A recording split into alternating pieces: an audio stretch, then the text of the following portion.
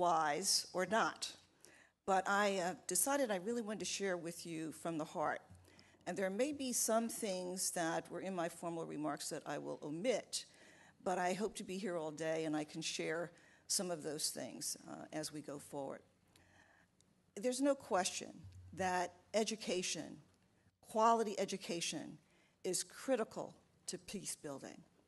It is the way forward for individuals, for communities, for states, for nations, and for our world. We are wholly interdependent upon one another. And I sometimes am amazed that people say those of us who see ourselves as peacemakers or peace builders are dreamers, that it's sort of elusive, and that so much is overwhelming. Why do we put our energies there? And it seems fairly simple, the response.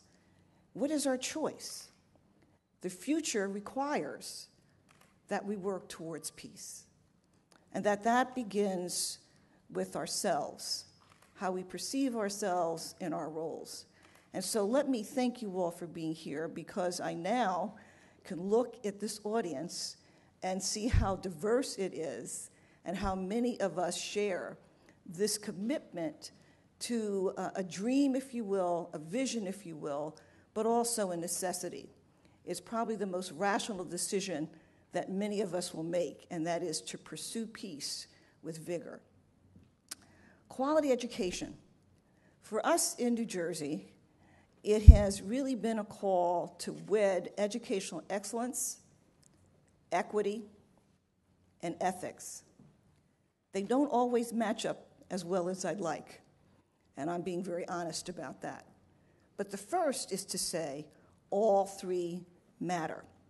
So let me give you some examples of some of the things that have taken place in K-12, and then some in my much more recent role in higher education and where I'd like to see that go.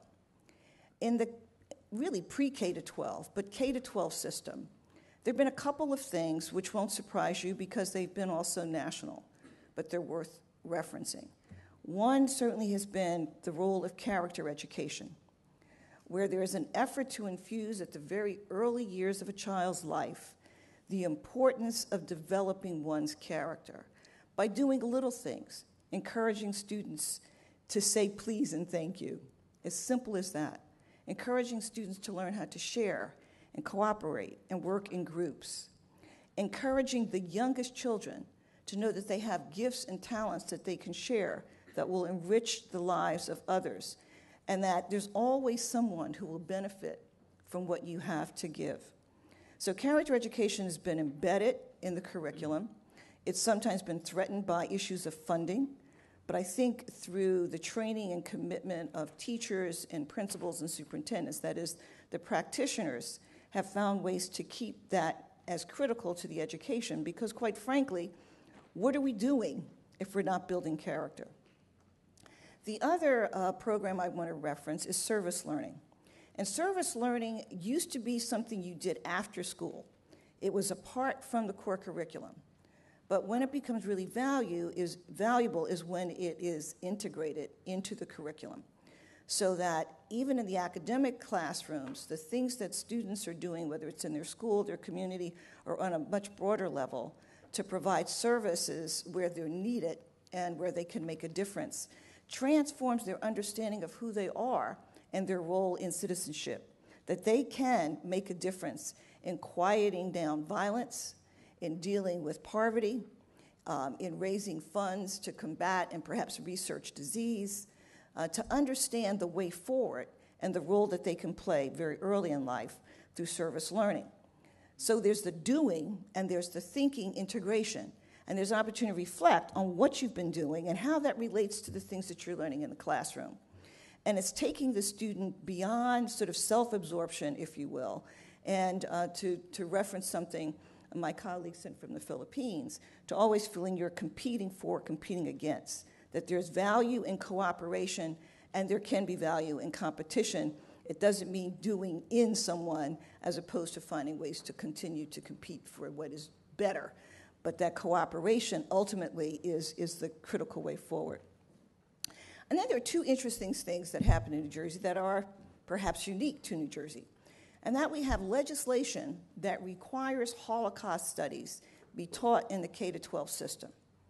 And we also have legislation called the Amistad legislation that requires that African Americans' history be taught in the K-12 system.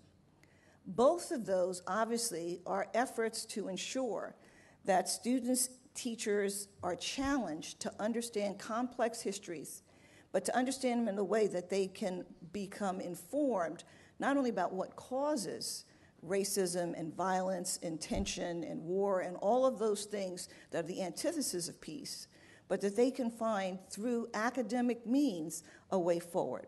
That ignorance is often the bedrock, if you will, for the lack of peace.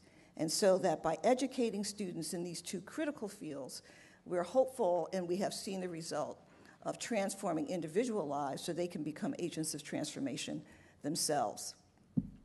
There are other initiatives, the kinds of opportunities to look at best practices in areas like how you're dealing with diverse students, how we're encouraging peer mediation initiatives so that students themselves learn how to be mediators with their peers, and also obviously helping teachers and principals as well as superintendents to think about how to create, I would say, safe and peaceful learning environments.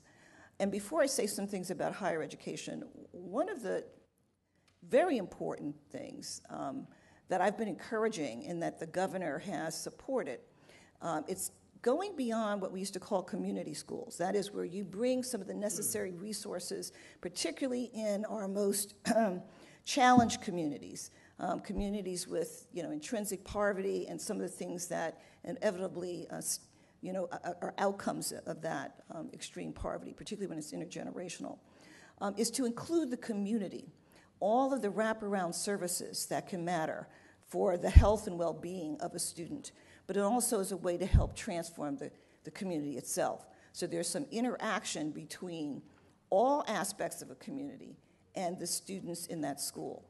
The concept behind that is that you want the community and the students to feel empowered to be the solution, that they're not merely victims of everything around them, that they can be victorious in making small steps or grander steps, but that we can do so much more if we do it together.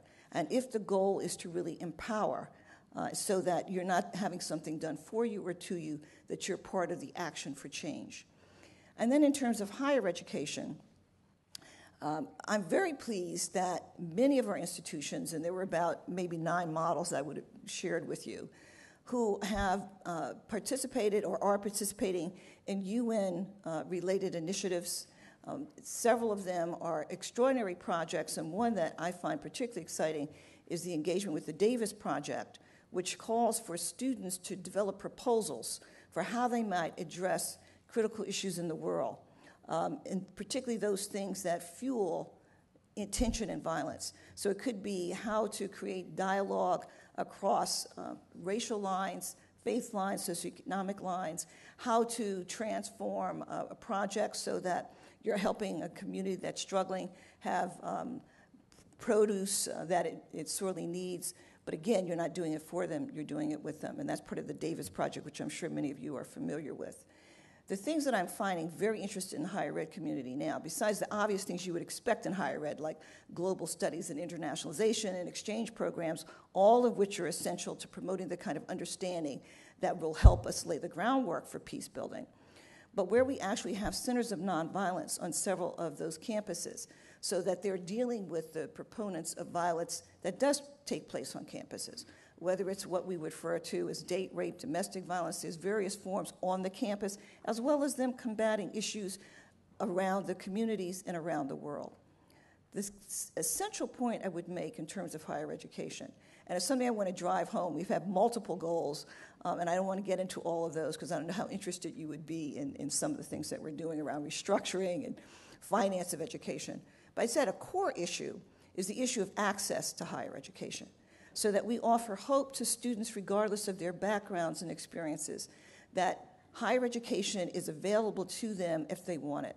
And it doesn't necessarily mean, and I'll reference the opening remarks, that every student will want to complete a 4-year college degree. but there's access to post-secondary education where the skills that a student or a family needs to have a secure future, to have enough food on the table because they have the skill sets that allow them to be employable. That's one of the things I think higher education has to do, is to make itself meaningful, to have a public service agenda where you're not just preparing people to be the elites of the world, but to be the servants of the world based on the skills that they acquire, but also the skills that they allow others to acquire. I think I'm going to stop there in the hopes that there will be an opportunity for us to share. I do want to simply say thank you all for being here, for the work that you're doing. For me, the privilege and the honor of meeting my colleagues from all over the globe, and certainly to have the opportunity to hear from the discussions that will follow, bodes well. The interconnectedness that we all must feel, and that the only way forward is the way of peace. Thank you very much.